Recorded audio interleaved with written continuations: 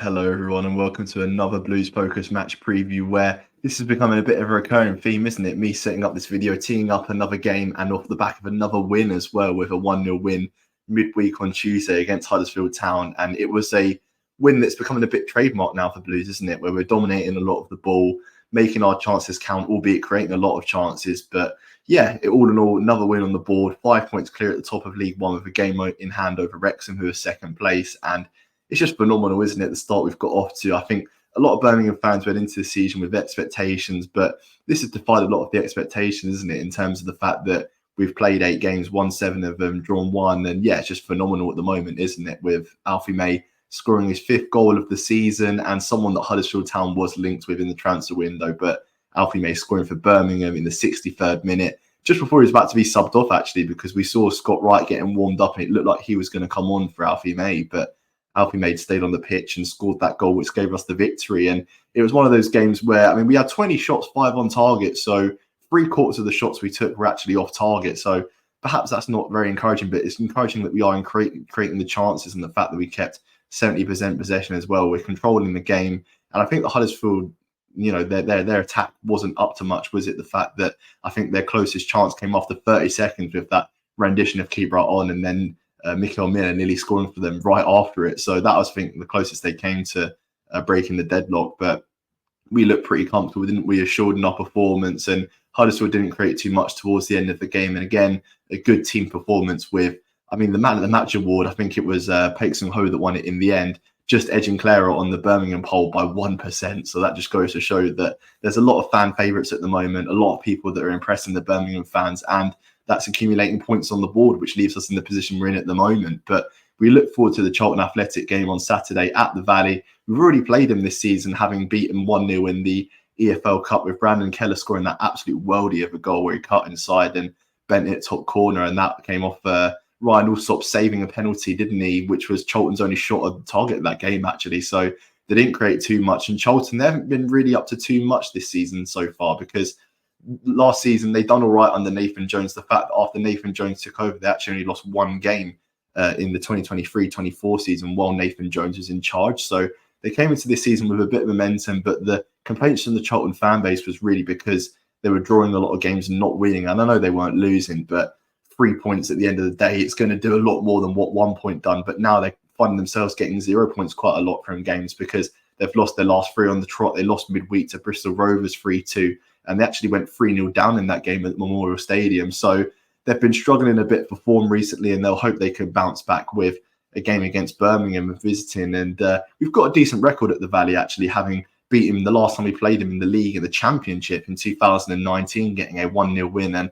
I'm going to leave it down to you guys in the comments to have your guess at who scored at that game, because it was a very memorable occasion, a game that I actually wasn't at, but my dad and my brother were, and they made sure to rub it in that we won the game and a certain person scored his first or second Birmingham goal, I think, at that time. And yeah, he went on to do superb things. So we're hoping another star can emerge from this game on Saturday. And there's plenty of stars, I guess, in the Birmingham team already. Like I said earlier, the fact that there are so many players in the team now that the fans can get behind. We've actually got personalities in the team, people that, you know, the Birmingham fans actually like, because I think for a while, because of the way that we struggled for form, there wasn't really that many fan favourites. There was maybe 1 or 2 in a team we could pick out. I mean, last season you had Jay Stansfield, and apart from that, there weren't too many real fan favourites in the team that started week in, week out. But now you've got the likes of Paik Sung Ho and Iwata starting in the midfield, who've been absolutely superb, haven't they?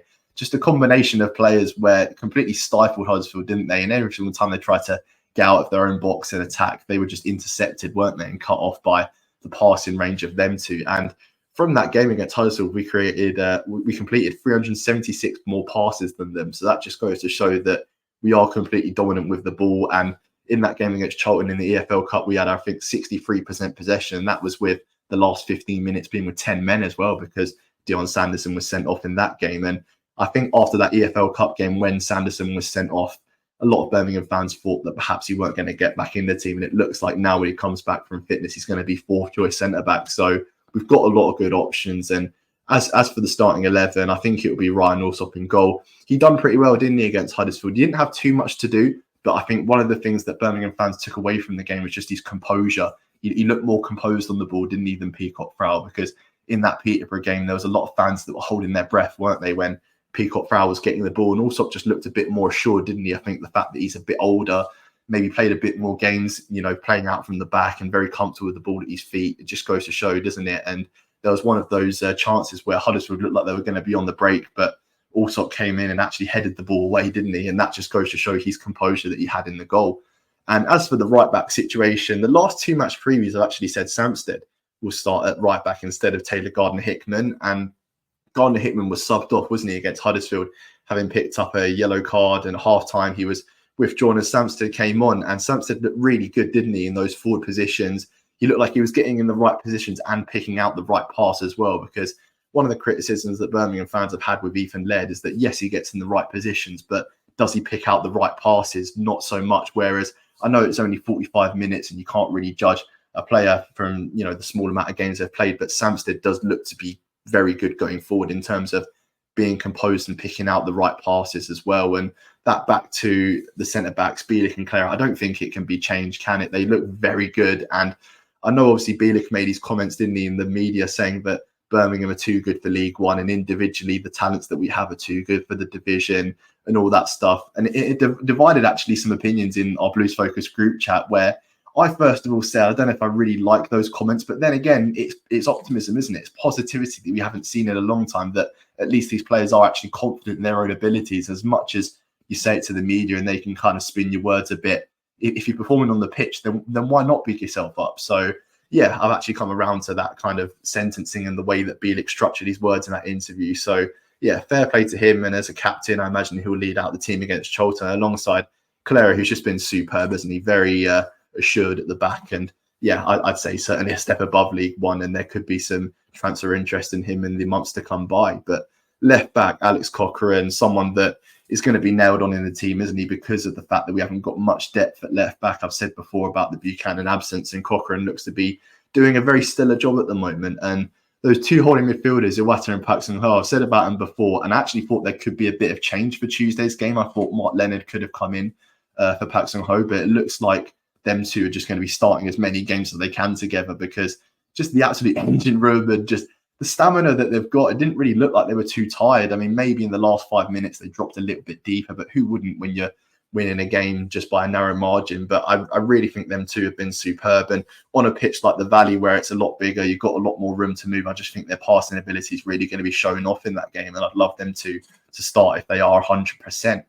And as for the wingers, Hansen was bench, wasn't he, for the game against Huddersfield, with Keshi Anderson coming in. And Keshi Anderson's one of those players where I feel like it was a good decision to keep him signed on for this season, because we had an option in his contract, didn't we, to extend it. And it was a good option to extend, and it's an option we exercised. But I feel like with Anderson, if we're really wanting to go to this next step and next season, if everything goes to plan and we are competing in the Championship, I don't think Anderson's quite at that level in terms of his decision making. He's very good with his work rate, extremely good with his work rate. But someone like Hansen, I feel like offers a bit more in the forward areas, a bit more dynamic. So I'd like to see him start against Charlton, having been rested for most of the game against Huddersfield. And through the middle, it looks like it's going to be four again, doesn't it? Someone that's really growing in confidence every game that he plays, because the first couple of games he looked a bit clunky. I wasn't too sure about the price tag, but now he looks like a very assured player, doesn't he? The fact that he's settled in, creating chances, and he would have had an absolute wonder goal, wouldn't he, against Huddersfield, and slaloming past their defenders and putting the ball towards the goal, only for it to be headed off the line by Alfie May.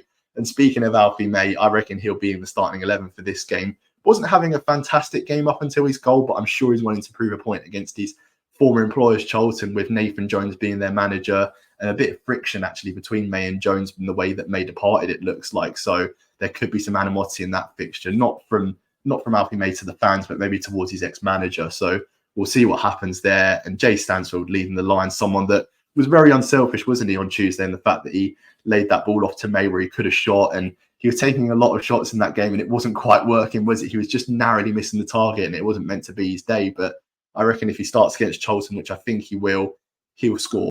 Earlier today, we got this audio clip from Tyler from Charlton Live, who spoke about their start to the season and what he expects from the game on Saturday.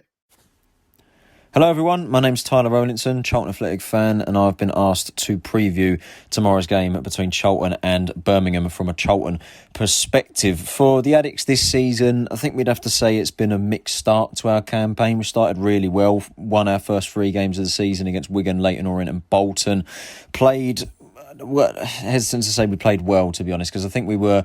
The thing with this season, we've been a lot more organised in the defensive line, and where we've lacked in attacking ability and creativity in the first 3 games anyway, we made up for it with how much of a solid unit we were defensively, and we were able to grind out the results against Wigan and Orient particularly. We won it quite late.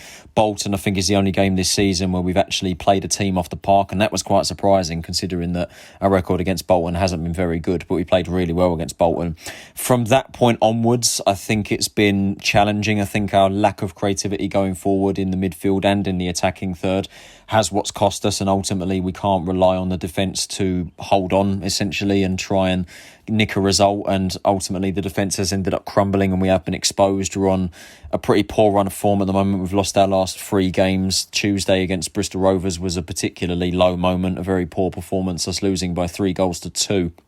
Going 3-0 down to Bristol Rovers when they're in the bottom 4. I mean, in this league you can lose to anyone. The results are so all over the place. But the fact that we were 3-0 down to Bristol Rovers was just a very big low moment. You know, the defence just crumbled.